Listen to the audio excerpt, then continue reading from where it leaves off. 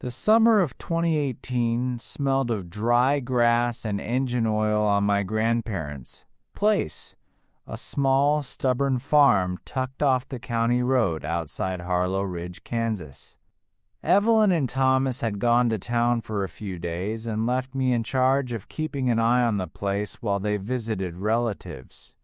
It felt like a favor more than a responsibility. I'd grown up among these fields and barns, knew every squeak of the porch and every sag in the fence. The farmhouse had a way of folding noise into itself. Radios cracked low, the fridge hummed like a distant bee, and outside the corn rustled with the kind of sound that becomes part of your bones. You learn to sleep with that hush around you, one ear always half open for the ordinary things that need attention at night. The last night of the watch began the way the others had, television light painting the living room in bluish rectangles, a mug cooling by the armchair, the house settling into its summer breath. I was alone, the only living human inside the wide wooden shell. The animals were dotted around the property, their soft noises stitched into the dark. At first I thought the sound that came from the field was nothing more than a deer breaking stalks, a simple explanation that let me keep the remote in my hand and my slippers on the rug. Then the cows began to moo, at first one, then another, and then all of them in a raw chorus. When every cow in the lot starts calling like that, something is wrong. That collective panic is not an accident. It's a signal, a knotted instinct shared among animals. It cut through the living room like a dropped glass, sharp and immediate. I stood up because there was nothing else to do. Farm sense is simple. Investigate. I slipped on a coat from the closet and felt the cold weight of adrenaline under the skin. Before I reached the door, the sound that followed the mooing made my throat close. A screaming, high and animal, not like any bovine noise I'd ever heard. The sound flayed the night into raw edges and left me shaking in my boots. For several heartbeats I simply stood, listening to the house breathe around me, trying to find a rational seam. Was it foxes? Was it a weather thing? The answer was always the same. The animals had been startled by something near them. My grandpa Thomas kept a selection of guns under his bed like tools in a toolbox. I ran upstairs without thinking about rules or permission, fingers fumbling as if the motion had been practiced my whole life. I grabbed his old hunting rifle, loaded it with the slow, reverent movements you learn when you respect the weight of a firearm, and went out into the night. The barn lights drew a yellow pool against the dark. The path to the barn was slick with dew and the memory of earlier rain. Up close, the cows were a circus of white-stitched shapes and low, anxious breath. One stall was empty, an absence that registered like a missing tooth. Where had old Buck been tied that morning? He was always in that stall. He never wandered off. Then, out by the corn line, a sound I thought might be voices drifted toward me. Low, human, almost conversational. I paused, with the rifle raised, and fired 2 rounds into the air, like a marker warning shots, shaped from the impulse that, wherever human trespassers were, they should know someone was awake. For a moment, the entire property fell into a strange, crystalline silence. The cows stopped as if someone had turned off their cords. The wind tucked its tails between the rows. The hush was not comforting. It was a waiting sound, like the breath before the plunge. Footsteps many, not one moved inside the corn, a moist shuffling that seemed to travel beside me on both sides, as if people threaded the rows with the intent of surrounding. I'd watched horror movies and sat through countless campfire stories, and yet those are rehearsals for fear, not the thing itself. The real fear is smaller and more precise, the tightening behind the eyes, the way the world constricts to a single tunnel where only one decision can be made at a time. Deeper in the field, framed by stalks taller than my head, a shape resolved, a person in black, standing too still. I raised the rifle and told him to leave. He did not blink. He did not flinch. At first I thought it was some dumb prank boys from town making a spectacle. Then the figure stepped forward, arms slightly raised in a mock supplicating gesture, and something in the way he moved made my skin crawl. As he approached, the outline of his face was masked, an expressionless, crafted thing that turned the human into a rumor. Then, from the dark behind him, other shapes detached. 6, 7 people in dark clothes emerging like shadows, unfastening themselves from the corn. Their masks reflected the moon like worn ceramic, and their silence was a cunning sort of sound. They spoke in a chant that slithered around words and meaning, syllables that could have been language or nothing at all. The sound had cadence, a music of intent, and it layered the air with something ritualistic, as if the field had become a stage and I had wandered onto it without noticing the lines. I was not simply frightened. I felt the fragile human armor of familiarity dissolve. Names and voices that mean you are safe were being borrowed by something else. Adrenaline sent me moving, and for a few uncertain seconds I was simply running down rows of corn I could barely see past, boots thudding on packed earth, rifle clumsy in my arms. The chant grew fainter behind me and then rose again, like a tide pulling and pushing on the edges of my hearing. I ran until my lungs burned, until the stalks whipped at my coat and my throat ached from shouting, and then I turned and fired into the darkness. 6 rounds in rapid succession, pellets and flash that I hoped would carve a new line between me and them.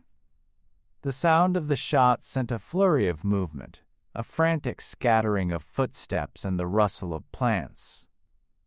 For a moment I tasted victory, an animal kind of triumph that said I had driven them off. When I stumbled back toward the farmhouse, breath ragged and wild, my foot hit something soft on the ground, and the world telescoped into a single horrific image. A cow's head, placed dead center in a ring of candles, wax pooled like tiny moons on the scorched soil. The sight stopped me the way a punch stops breathing. The head's glassy eye looked up at the sky as if asking what it had ever done wrong. Around it, the dark smelled of smoke and old cloth and something rotten that made bile rise in my throat. I vomited there on the grass, the night folding into me like a paper tent. I telephoned the police shaking, my words spilling faster than sense. I called my parents and told them to drive up. My father said he could be there in an hour. I sat in my grandpa's spare room with the rifle across my knees and tears slipping because the primal fear had moved into the place. Grief usually calls home, the suddenness of a broken order. Time stretched ridiculous and thin. The tick of the hallway clock, the beat of insects, the patient drip from the eaves. Each sound was a measuring stick for how long I might have to stay awake, how long it would take for help to arrive. When the patrol car finally arrived, blue lights painting the veranda in cold lacquer, I ran to it like a man released from something that had been binding him. The officer was efficient, but not theatrical. He did the things officers do when things are sudden: a walk around, a call for backup, a slow, careful sweep of the barn and the field. He found the cow head where I'd seen it and cordoned off the circle with tape. A forensic team came, and their methodical, almost clinical movements made the whole thing feel both real and unreal. They took soil samples, photographed the scene in a way that turned the candles and gore into documentary evidence. I remembered small details from the interview, like someone plucking out bad teeth. The words felt raw and careworn. "They were chanting," I said. "They had masks." The officer took notes and told me not to go back into the field alone. After that, everything changed in the quietest ways. The farm gained a new architecture of precaution. Motion lights, cheap cameras screwed to eaves, a hotline number taped by the kitchen phone. My grandparents returned and listened with the slow, hurt patience of people who stay, because the land is a part of them. Thomas was furious and pale. Evelyn held my hand and kept glancing at the window, where the corn made a living wall that could disguise anything.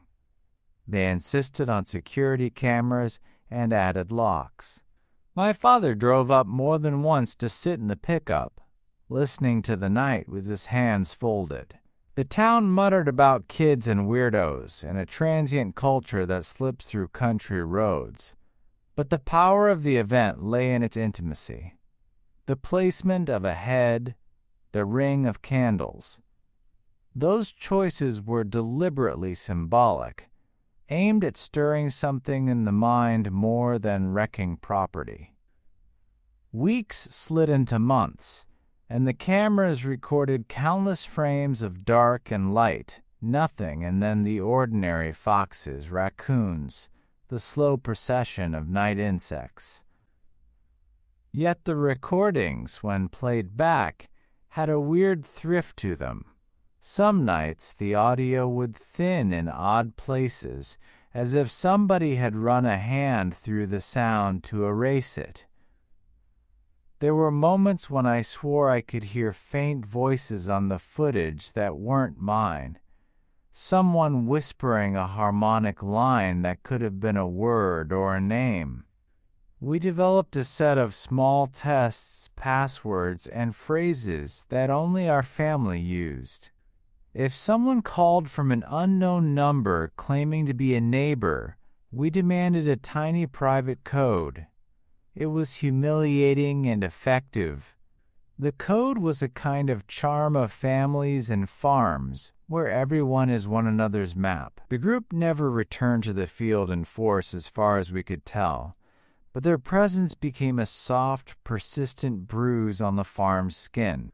Sometimes at night the phone would ring, and if I answered on a lethargic evening, Hank's voice, my closest neighbor, would greet me in the familiar cadence we'd grown used to since childhood. Once, when I paused before answering, the voice on the line switched, snapped into a sequence of syllables that made no human sense, then hung up.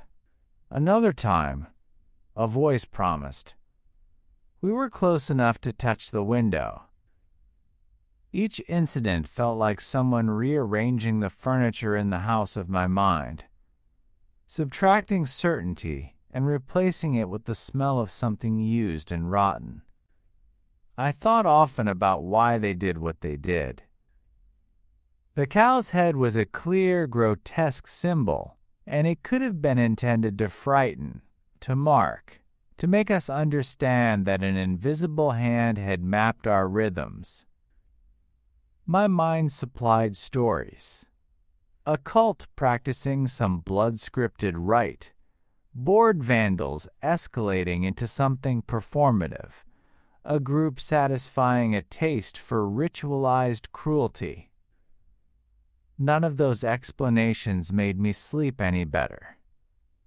What unnerved me most was the intimacy of the violence. They had not broken windows or stolen tools.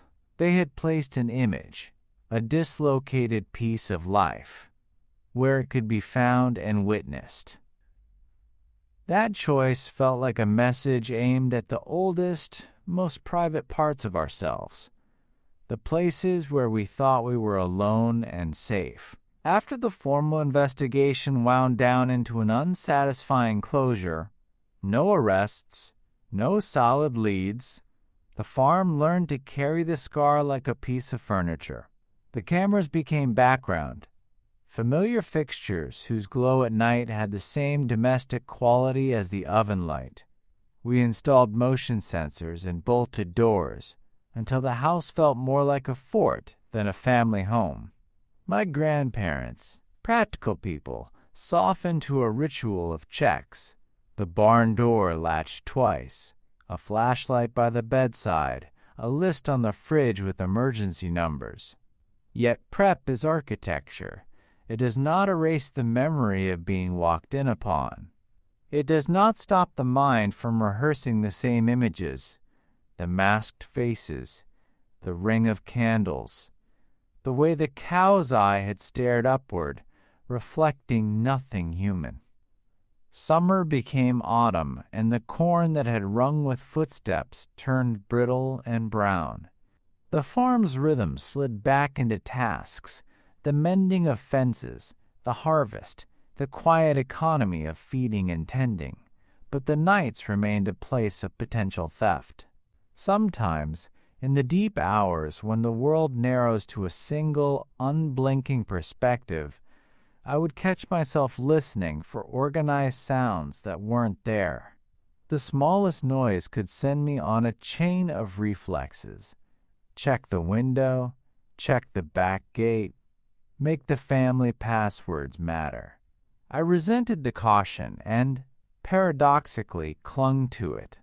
It gave me a thing to do. We never discovered whether the group had been local or itinerant, whether they were teenagers playing at dread or people schooled in a kind of private theater. Who they were mattered less than what they had done. They had used the farm's intimacy against it, borrowed the names and sounds of my life and rearranged them into a tool for terror. The cow's head remained an image that lodged in visitors' minds. Some nights, when friends came over, they would let their gaze rest on the spot behind the barn and feel that old, cold disquiet. People asked if I would ever go back to staying alone. I would, because the land asks of you what you give it in return. You feed it, it feeds you. But the quiet of those nights had altered me. The world is not simply a set of dependable schedules. It is an ecology of presences, some friendly, some not. The worst kind are those that can impersonate the friendly with a voice they've stolen. Years later, sitting in the kitchen with the kettle hissing and the camera's red light a steady, watchful eye, I still flinch sometimes at a knock that comes as nothing more than a polite tap. Habit slides into history. The bolt slides into place before the mind fully registers the sound. The scar the event left is not dramatic. It is made of small acts of vigilance and the constant private rehearsal of safety. Yet the final image that binds itself to my memory is the one I see whenever I think of that night. The cow's head, carefully centered in a ring of candle wax, its eye catching the sheen of flame like a tiny, obscene sun. That image is the shorthand of the story, what they wanted to give us, and what they took from us in claiming a neighborly night and making it monstrous. I never learned their names. The investigation gave me forms and interviews and an official report that closed with the kind of bureaucratic language designed to make things finite. In life, many things remain unfinished. questions, apologies, accounts. This incident stacked a few such loose ends on top of the ordinary ledger unanswered, jagged, a reminder that places can be violated in ways that leave no tidy conclusion.